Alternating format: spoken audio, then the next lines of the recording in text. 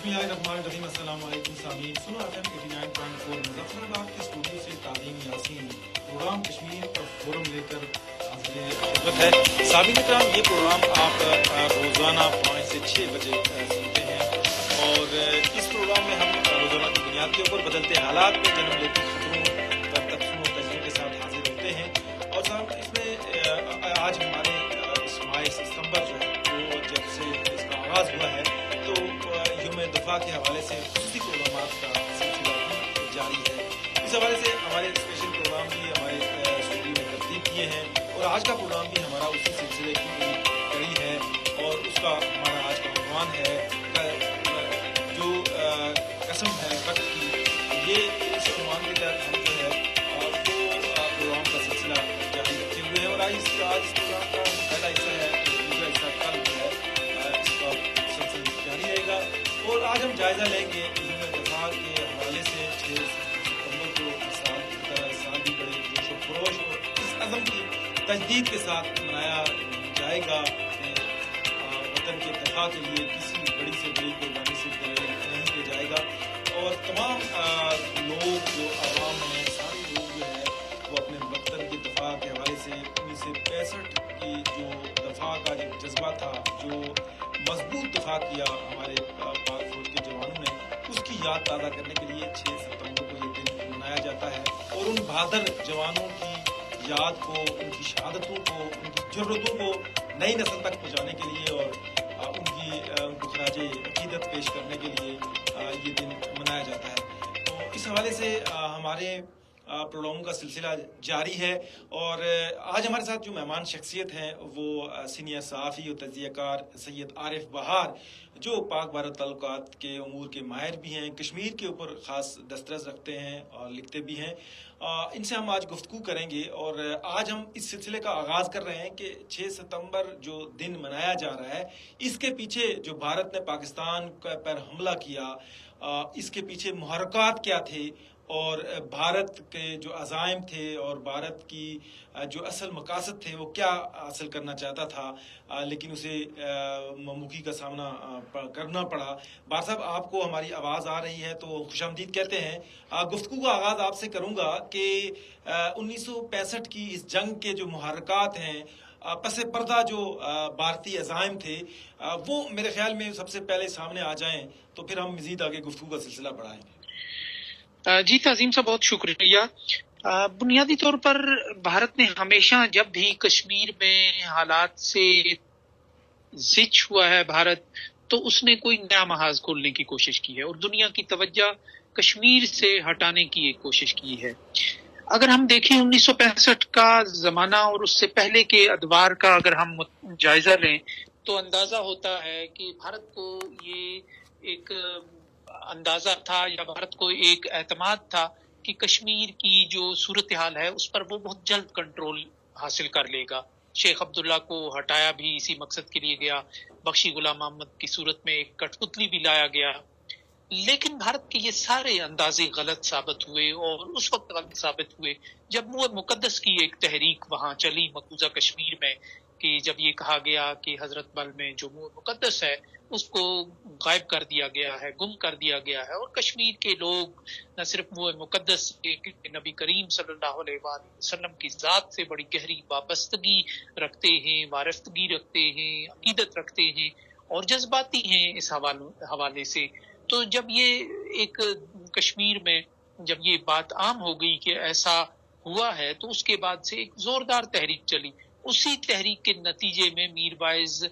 मौलवी मोहम्मद फारूक जैसी शख्सियत उभर कर सामने आए थे और अवामी मजलिस अमल बनी, जिसने उस एहतजाज को लीड किया और आगे बढ़ाया।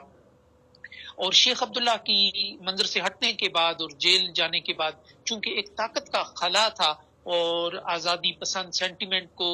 कोई लीड करने वाला नहीं था, तो इस तहरीक ने, ये जो मुकद्दस की थी, इसने एक नया जोश व जज्बा कश्मीरी अवाम में पैदा किया और उन्हें एक नए लीडर्स से आशना किया और उन्हें नए रास्ते दिखाए, नए इम्कानात दिखाए और नई मंजिलों की निशानदही की। तो ये जब एक तहरीक में एक नई जान पड़ना शुरू हो गई, तो उस वक्त फिर पाकिस्तान की तरफ से भी کشمیریوں کی خواہشات کے عین مطابق کچھ مدد کی کوشش کی گئی، جسے آپریشن جبرالٹر کہا جاتا ہے.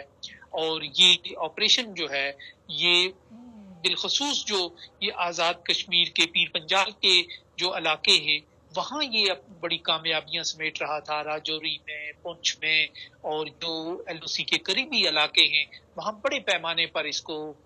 حمایت مل رہی تھی، پذیرائی حاصل ہو رہی تھی. تو بھارت یوں ایک زچ ہو رہا تھا کشمیریوں کی اس تحریک سے. کشمیری دوبارہ ان کا جو ریزیلینس ہے وہ ایک بار پھر سامنے آ رہی تھی، وہ گر کر سنبھل رہے تھے اور ایک نئی اور طویل قسم کی مزاحمت کی کوششیں کر رہے تھے، اس کو آگے بڑھانے کی کوششیں کر رہے تھے. اور دنیا کا ماحول بھی اس وقت اس ساری صورتحال کے موافق تھا. تو یہ وہ صورتحال تھی کہ جب کشمیر میں بری طرح بھارت پٹنے لگا تو اس نے اس جنگ کو پھر وہاں سے بین الاقوامی سرحد کی طرف پھیلانے کا فیصلہ کیا. اور یہ پھر جو لاہور میں انہوں نے پیش قدمی کی، سیالکوٹ میں پیش قدمی کی، وہ صرف یہ تھا کہ کشمیر کی اس تحریک سے جس سے وہ عاجز آ چکا تھا، جس سے وہ پریشان تھا، اس کے پیروں تلے سے زمین نکلتی جا رہی تھی، ایک پوری آبادی اس کے چنگل سے نکلنے کی پوری قوت کے ساتھ کوشش کر رہی تھی. تو اس سارے حالات کا دھارا اور اس کا رخ موڑنے کے لیے پھر انٹرنیشنل بارڈر پر بھارت نے اس جنگ کو پھیلا دیا اور رات کی تاریکی میں پھر لاہور پر حملہ ہوا، سیالکوٹ کے چمنڈا کے محاذ پر آگے بڑھنے کی کوشش کی. لیکن بھارت کو یہ حیرت ہوئی کہ اس نے پاکستان کی جو فوج ہے، پاک افواج ہے، اس کو مستعد پایا اپنے مقابلے کے لیے. نہ صرف مقابلے کے لیے بلکہ انہوں نے جو بہترین جنگی حکمت عملی کا مظاہرہ کیا، جرأت اور بہادری کے جو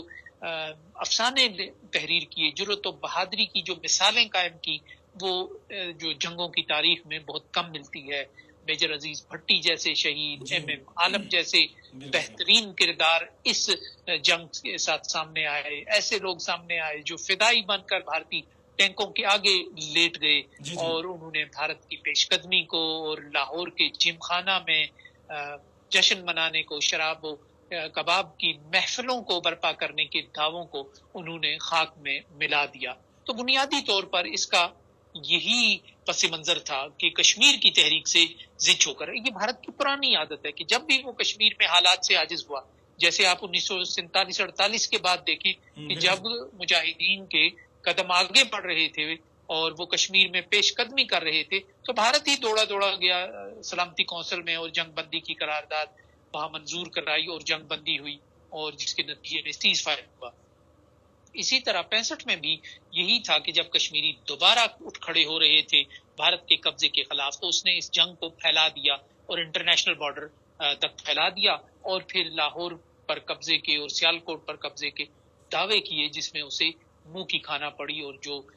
تاریخ رقم ہوئی پاکستان کے لوگوں کی طرف سے، پاکستان کی افواج کی طرف سے، وہ یقیناً مدتوں تک یاد رکھی جائے گی اور اس کو فراموش نہیں کیا جا سکتا. اچھا، یہ بار صاحب ایک بات میں آپ کو کہنا چاہوں گا. ایک تو ہماری اس داستان ہے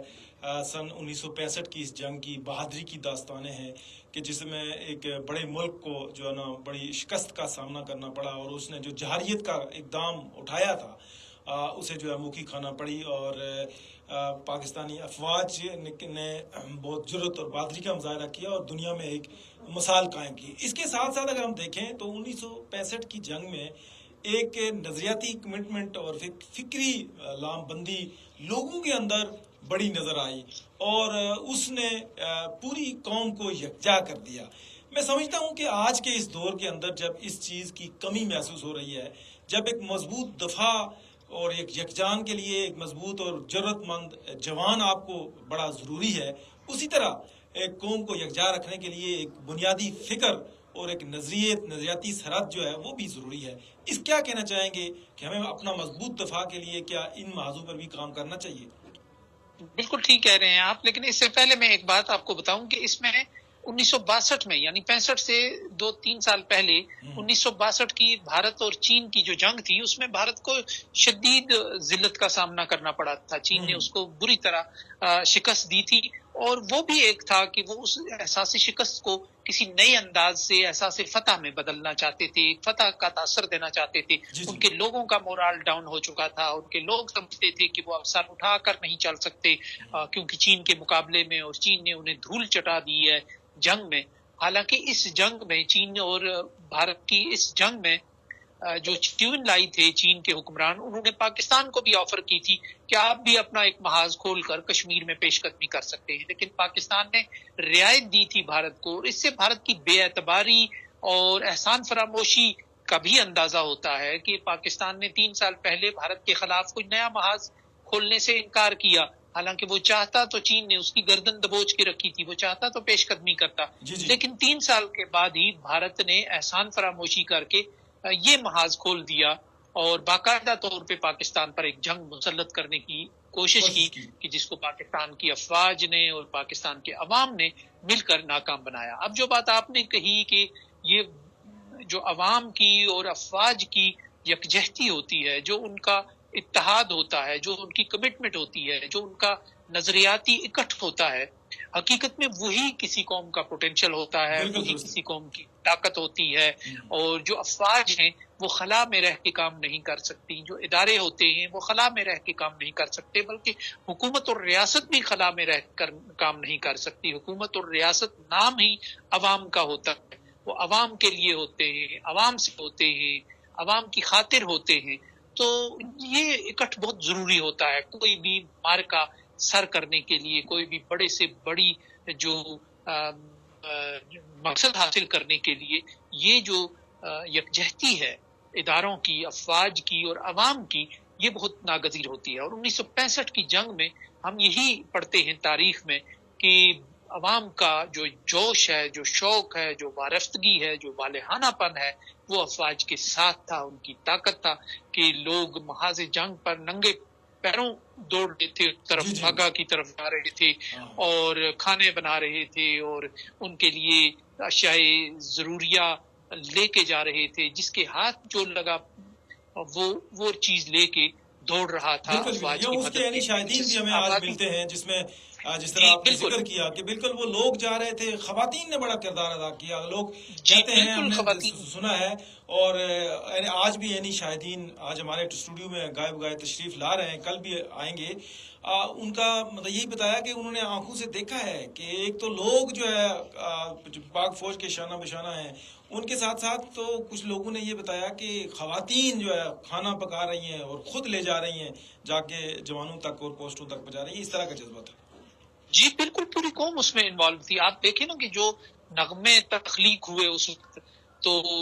نور جہان کے یا دوسرے لوگوں نے جو ادب تخلیق ہوا اس وقت، احمد فراز اور دوسرے لوگوں نے جو تخلیق کیا، وہ بھی بڑا کمال کا ہے۔ اس میں ریاست سے محبت نظر آتی ہے، فوج سے محبت جا بجا ٹپکتی ہے، اور ایک محبت کا جو احساس ہے وہ بیدار کرنے کی ایک پوری کوشش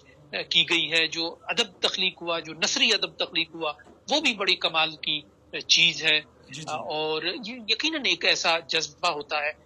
جو قوموں کو خطرات میں متحد کرتا ہے، جذبہ قومیت ہوتا ہے، جذبہ جہاد ہوتا ہے، نظریاتی اور فکری کمٹمنٹ ہوتی ہے کہ جو قوموں کو بحرانوں میں ایک کر دیتا ہے۔ وہ اپنے اختلافات بلاتے ہیں، وہ اپنے سیاسی ایجنڈاز جو ہیں ان کو پس پشت رکھ کر وہ اپنی ریاست کی اور اپنے اداروں کی اور اپنے افواج کی مدد کے لیے سامنے آتے ہیں۔ یہ کسی قوم کے اندر جو پوٹینشل ہوتا ہے، یہ اس کا اظہار ہوتا ہے۔ تو آج اگر آپ اس میں کوئی کمی دیکھتے ہیں تو اس میں حالات کا ایک اثر ہے کہ پاکستان کی جو ریاست ہے وہ بڑی حد تک اس طرح ڈلیور نہیں کر رہی اپنے عوام کے لیے۔ عوام غیر مطمئن ہیں، ناآسودہ ہیں اور بہت سے مسائل کا شکار ہیں کہ جو ہمارے حکمران طبقات ہیں انہوں نے عوام کی ضرورتوں کا اس طرح خیال نہیں رکھا، ان کو معاشی طور پر اپلفٹ نہیں کیا، جس کی وجہ سے وہ اپنے حالات کے ہی بھنور میں پھنس کر رہ گئے ہیں۔ لیکن یہ ایسا نہیں ہے کہ یہ محبت اور یہ تعلق کوئی کم ہوا ہے، یہ حالات کا منطقی نتیجہ ہے، اور خدا نخواستہ جب بھی ایسی ضرورت پڑے گی ایسے حالات آئیں گے۔ آپ نے دیکھا ہوگا کہ بالاکوٹ والے واقعے کے بعد جو حالات پیدا ہوئے ابھینندن کے زمانے میں، کہ ایک بار پھر پورا ملک جو ہے وہ متحد ہو گیا تھا، اور جی اس جذبہ حب الوطنی سے سرشار تھا ہر بندہ، اور فخر کے ساتھ اس کی چائے کی چسکیوں کو ابھینندن کی اس کا مذاق اڑا رہا تھا، فخر کے ساتھ اس کا اظہار کر دیا تھا کہ کئی پرانے بدلے چکا دیے ہیں. تو یہ ایک حالات کی ایک چادر ہوتی ہے. جی جی صاحب بالکل آپ نے ٹھیک کہا. جس طرح آپ نے ذکر کیا کہ حالات ہمارے معاشی حالات ٹھیک نہیں ہیں، لوگوں کے مسائل ہیں، لیکن جب بھی ہم نے دیکھا ہے کہ ملک کے اوپر کوئی بھی وقت پڑا ہے تو لوگوں نے سب کچھ بلا دیا اور یکجان ہو گئے. یہ بڑا اہم ہے کسی قوم کے لیے، اس کے دشمن کا مقابلہ کرنے کے لیے ظاہر ہے بڑی اہم ہے، اور یکجا ہو گئے. اور آج بھی اس کے مثالیں ملتی ہیں. جس طرح آپ نے ماضی قریب کی آپ نے یاد کی ہے، ابھینندن کی اور بالا کوٹ کا واقعہ، اس میں بھی ہم نے دیکھا کہ بہت عرصے بعد پھر قوم کو بالکل یکجا اور بڑے جذبے سے دیکھا. اور میں چونکہ ہمارا وقت بڑا مختصر ہوتا ہے تھوڑا سا سوشل میڈیا کے ناظرین کے لیے، تو میں چاہوں گا کہ بس ہم بہت ساری باتیں ہمارے اس پروگرام کا بقیہ حصہ بھی ایک تسلسل کے ساتھ چلتا رہے گا، لیکن میں صرف اتنا مختصر آپ سے آخری پوچھنا چاہوں گا کہ جو یہ جو دن ہے یوم دفاع کے 6 ستمبر کا جو منایا جائے گا 2 دن بعد، تو وہ ہمیں میسیج کیا دے رہا ہے؟ آنے والی نسل کو ایک مختصر یہ بتا دیں. جس طرح میں نے ذکر بھی کیا کہ جغرافیائی سرحدوں کے ساتھ ساتھ ہمیں نظریاتی سرحدوں کی حفاظت بڑا اہم سبجیکٹ ہے، اس کے اوپر کیا کام کرنے کی ضرورت ہے، یہ بس ہم آپ سے جاننا چاہیں گے. جی بالکل، اس کا میسج تو یہی ہے کہ جو قومیں ہیں وہ اتحاد اور اتفاق کے ساتھ، معاشرے کی اور شیرازہ بندی کے ساتھ ہی وہ بڑے سے بڑے چیلنج کا مقابلہ کر سکتی ہیں. 1965 میں ہم نے انتہائی خوفناک اور خطرناک چیلنج کا اگر مقابلہ کیا تو وہ اداروں کے درمیان اور عوام کے درمیان اور ریاست کے درمیان اور عوام کے درمیان ہم آہنگی تھی. کوئی خلیج نہیں تھی، کوئی سپیس نہیں تھی کہ جس کو دشمن پر کرتا اور جس سے فائدہ اٹھاتا، کوئی فالٹ لائن ایسی نہیں تھی. تو یہ اس جنگ کا اور اس دن کا یہ پیغام ہے کہ ریاست اور عوام کے درمیان کوئی خلیج نہیں ہونی چاہیے. ان کے درمیان جتنی بھی یکجہتی اور اتفاق ہوگا، اتحاد ہوگا،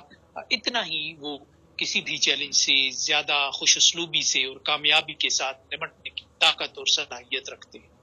بہت شکریہ بہار صاحب، آپ نے ہمیں وقت دیا. سامعین اکرام، یہ تھا ہمارا پروگرام کا پہلا حصہ جو سوشل میڈیا کی ناظرین کے لیے ہم یہاں اجازت چاہیں گے، اور یہ پروگرام کا سلسلہ جاری رہے گا. یوم دفاع کے سلسلے میں خصوصی پروگرام سنو FM 89.4 مظفر آباد کے اسٹوڈیو سے پیش کیے جا رہے ہیں. اور آج کے ہمارا یہ پروگرام کا حصہ قسم ہے وقت کی کا پہلا حصہ جو ہے آج ہم نے جو ہمارے بہار صاحب مہمان تھے، اور اسی کا دوسرا حصہ انشاءاللہ کل جو ہے اسی وقت جو ہے ہمارے نئے مہمان جو ہے علامہ جواد جعفری صاحب جو ہے وہ یہ غازی یہ تیرے پر اسرار بندے کے عنوان سے ہمارے ساتھ موجود ہوں گے. اور یہ یوم دفاع کے حوالے سے جس طرح بہار صاحب نے ذکر کیا کہ اس حوالے سے ہر سال جو یہ یوم دفاع کے سلسلے میں تقاریب کا انعقاد کیا جاتا ہے، منایا جاتا ہے، سیلیبریٹ کیا جاتا ہے، تو یہ بنیادی طور کے اوپر ایک تو نئی نسل کو وہ بتانا ہے کہ جو جرأت اور بہادری ان کے اسلاف نے دکھائی ہے دشمن کے مقابلے میں اس سے آشنا ہو سکے. اور دوسری یہ ہے کہ ہم وہ تجدید کر سکیں اس قوت کی، اس ہمت کی اور اس نظریے کی، اس فکر کی جس بنیاد کے اوپر ہمارا ملک جو ہے وہ بنا اور قائم ہوا اور اس نے اپنا مضبوط دفاع کیا. اور یہ دنیا کو دکھانا ضروری ہے کہ ہم اسی طرح ایک مضبوط سیسا پلائی ہوئی دیوار کی طرح ایک یکجان ہیں کسی بھی دشمن کی جارحیت کا مقابلہ کرنے کے لیے. سامعین اکرام، یہاں پہ ہم سوشل میڈیا کے ناظرین سے چاہیں گے اجازت. سنو FM 89.4 مظفر آباد کے اس فریکوینسی پر ہمارے پروگرام کا سلسلہ جاری رہے گا، اور لیتے ہیں یہاں بریک، اور بریک کے بعد دوبارہ حاضر ہوں.